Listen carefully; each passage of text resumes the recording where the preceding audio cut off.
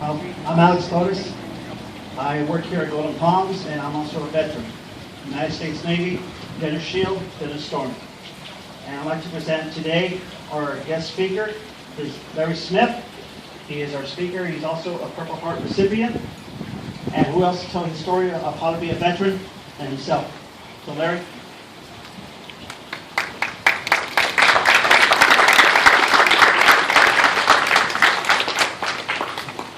How far can I wander from this thing? You can wander. I can wander a bit. Oh, good. I don't like podiums or lecterns or barriers and such. My name is Larry Smith.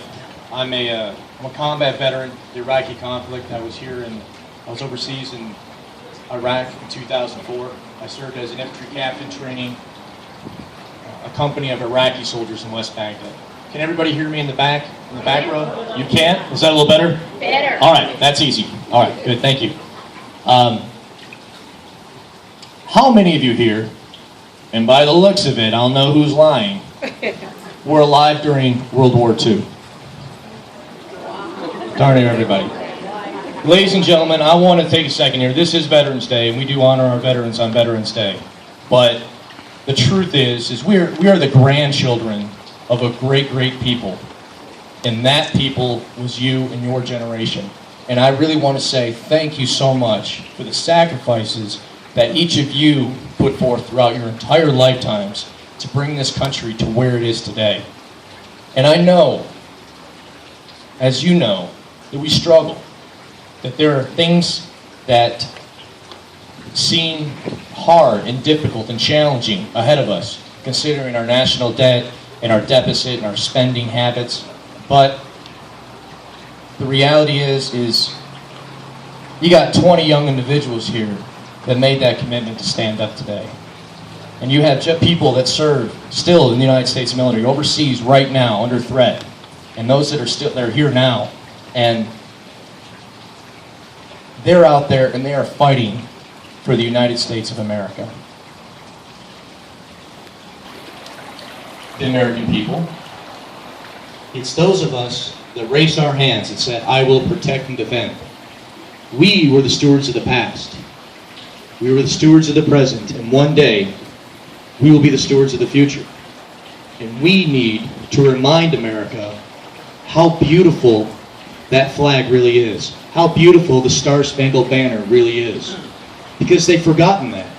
And the reason they've forgotten is they may not have really ever truly known, because they don't realize how beautiful that Star-Spangled Banner is until they see it flying off the stern of an American warship plowing the high seas. They don't realize how beautiful that Star-Spangled Banner is until it's standing out against an olive drab jungle in Southeast Asia. They don't realize how beautiful that Star-Spangled Banner is, that red, white, and blue, until they see that star, those stars dominate a desert landscape. They don't know. And it's up to us as veterans, it's up to the generations that came before us now to make sure that they know that where this country is because of where it came from. I had the opportunity to talk to a gentleman, a World War II veteran, back in DeWitt County, and I made him a promise. I said, Mr. Tillman, I want you to know that even if you pass from this earth, that this country still is in good hands, and there are people there willing to fight for its freedom. They're willing to fight for the liberty of our children, and they're willing to fight for the honor of those that have sacrificed so much to bring us here. If I could, real quickly, by a show of hands, which of you gentlemen served, and ladies, in World War II or Korea? Thank you, each and every one of you, for what you've done, and what you've done for this country, because the reality is the greatest generation of America fought and won the greatest military conflict in world history. They rebuilt Western Europe and East Asia from the ground up after just 6 years of the most horrible things that could possibly happen on this planet. And they turned this country into the industrial and economic powerhouse of the 1950s and 60s.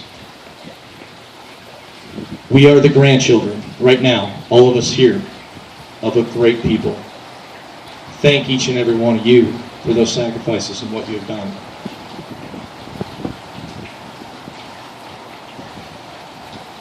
We have Republican problems. We have Democrat problems. But we need American solutions. American solutions is what built this country. When I was overseas, I never fought for a Republican or a Democrat. I'm sure none of you did either. I fought because the guy next to me needed me to be there. He needed me to be strong for him.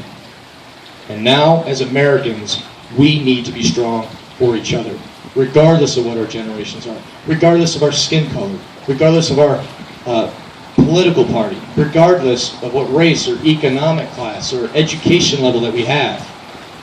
We are all Americans. And I promise you, as I promised Mr. Tillman, I raise my right hand and I promise to protect and defend, as a number of you have also.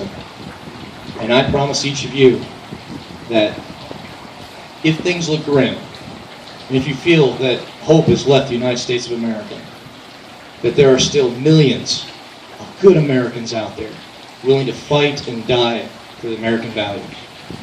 Thank you again for each of you, for your sacrifice. I had the opportunity to be on the radio, AM 710, the other day, and the question I posed out there was, listen, I spent 2 years in combat zones for this nation. 2 years. I need you to take 30 minutes and go and register to vote. And then pay attention to what is going on. Because if we are in a fight for the future of the United States of America, if we are in a battle, the greatest challenge that this generation will face, then we need to be good soldiers and arm ourselves. And if we didn't pick up a rifle and defend American values, then we need to pick up a ballot and do the same now. I'm a candidate for the U.S. Congress. I don't want to talk to you deliberately about that right now. I'm a veteran. I'm 37 years old. I'm a father. My children are 9, 6, and 3 years old. There are 7 young men that I knew overseas that didn't come home. Their names were Ryan King, Chris Sarasso, Michael Crockett, Adam Mulson, Tyler Brown, Rowdy Inman, Chris Sullivan. 7 men I knew that went overseas, and they didn't come home. For the honor of what they sacrificed, and for the honor of all our brothers and sisters that sacrificed in World War II, Korea, Vietnam, Desert Storm, and any other conflict the United States of America has found itself in, for their honor and for the opportunity to hand our children and grandchildren and great-grandchildren a better America. We commit ourselves to that task. Thank you so much for the honor of coming and speaking with you today. It means so much to me to be able to stand here in front of you. I'm really humbled by just being able to look at my greatest generation and to be able to say, don't worry, we got this.